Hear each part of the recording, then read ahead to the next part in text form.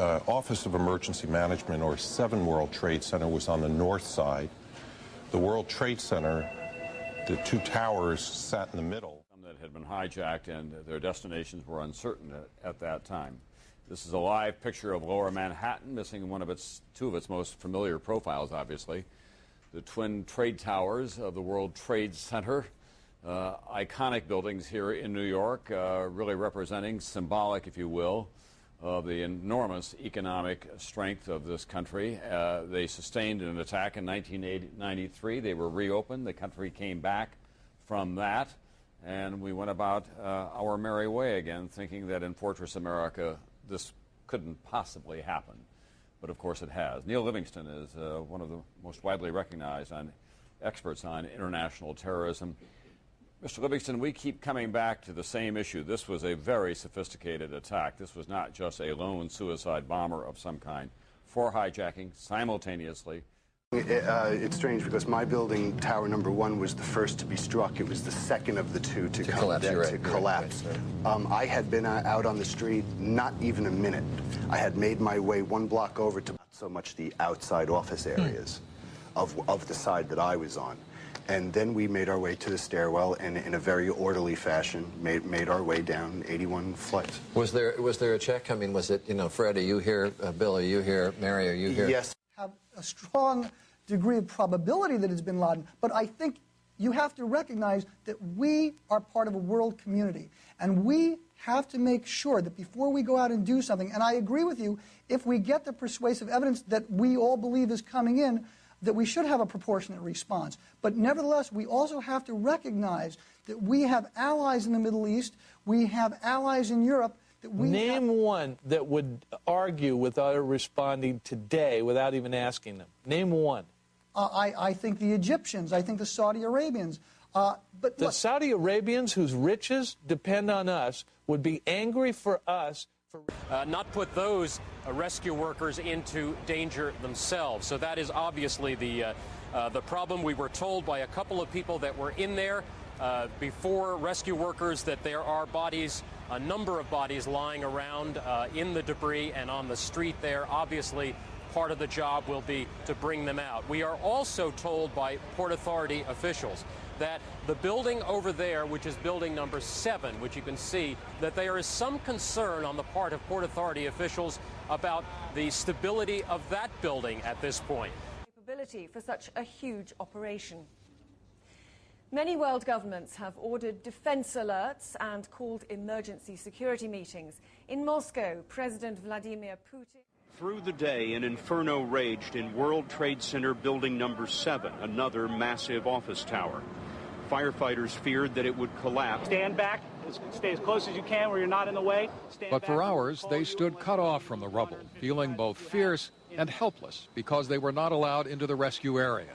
In the midst of a frustrating afternoon, evidence of why they had not been sent in. Number 7 World Trade Center collapsed. You guys have been doing this to me all day. Let's just wait a couple minutes. It's not going to make... 7 was empty. Okay, somebody might have been pulled out. Somebody else might have died, but at least we would have had a shot at pulling somebody out who just died. We don't make those decisions. Right. Workers were moving cautiously toward the building. You hear that? Keep your eye on that building. It'll be coming down. Closer to the building, it was almost like nighttime. What was left of the building was a fiery hulk. The firefighters thought it might collapse. Pieces of the building kept falling. The building is about to blow up. Moving back. Rescue workers pushed people away from the scene. We are walking back. There's a building about to blow up. On flame. Debris coming down. Just to rehydrate so they can return to the parched canyon. Building's going to collapse. Nothing information. And it's always dangerous. Building's going to collapse. Nothing information. Building's going to collapse. Nothing information. Building's going to collapse. Nothing information.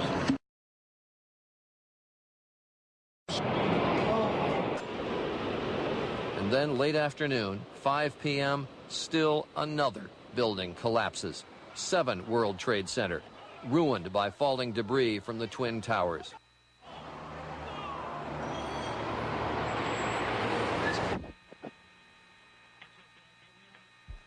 That's, Peter, it was an astonishing thing because the civilians who were standing around here were all amazed, but things have become so bizarre down here that the hundreds of firemen who were standing around looked at it, felt a bit shocked, but then just said, well, we're going to have even more work to do. Associate producer Lucy Kerrigan had been over near that building just a little bit earlier, and the policeman had told her that they feared the building was going to come down, that they were evacuating people from around it. Understanding that that building had been evacuated when the collapse occurred. This was known as Building 7 of the World Trade Center, and that is fresh video you're looking at of that coming down.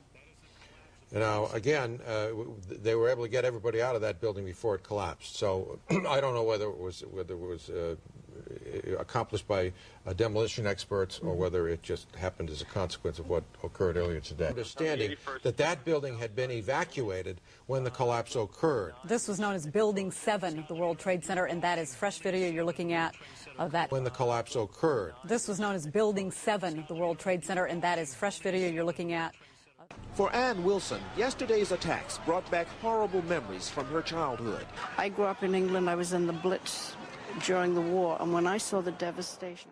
Certainly, number 7 that just went down as we were live on the air earlier on with MSNBC was cleared out. Most people, they said earlier that they were just waiting for that building to go down, so they were expecting this to happen. Not only that, it is still an awesome sight when this happens. Spoke of inhuman attacks. The British Prime Minister Tony Blair spoke of a battle between the democratic world and terrorism. When I was directing traffic at the intersection of Northmore and Greenwich, there was a Lieutenant John Wolfe, Manhattan South Task Force commander there, and he went over to a civil engineer and said, when number 7 World Trade Center goes, are we going to be safe here? We were 6 or 7 blocks away. And the civil engineer looked and said, I think so.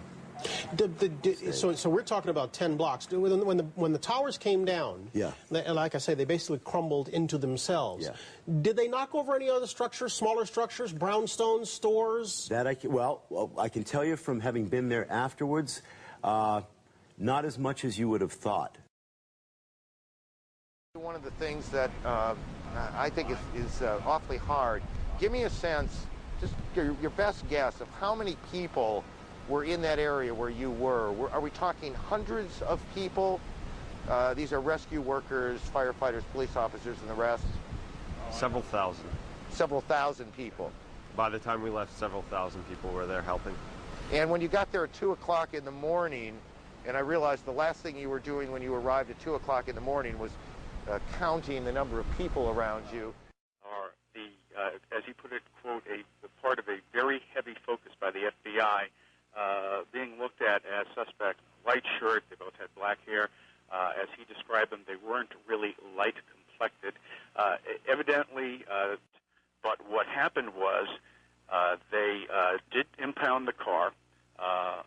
They took photos of it. It was impounded overnight by the state police and taken to the Maine State Police Crime Lab in Augusta, where it's being held for the FBI. Now, Chief Chitwood did say, gave you some sort of description. He said that you can be a lot more careful about who you let on a plane. You can be a lot more careful about what kind of blades are allowed. You can be a lot more intelligent about using spies. We know that. We've said it overnight. We know what needs to be done. What was lacking was the will to do it politically, because you didn't need to do it. Now you do. The collapse of 7 World Trade Center, the building they were so worried about injuring rescue workers, has freed up rescue workers to now go into the area, and they are moving in groups of 20 and 50 as their teams are designated. So the principal danger to the rescue and recovery teams has been eliminated. The biggest danger has literally removed itself.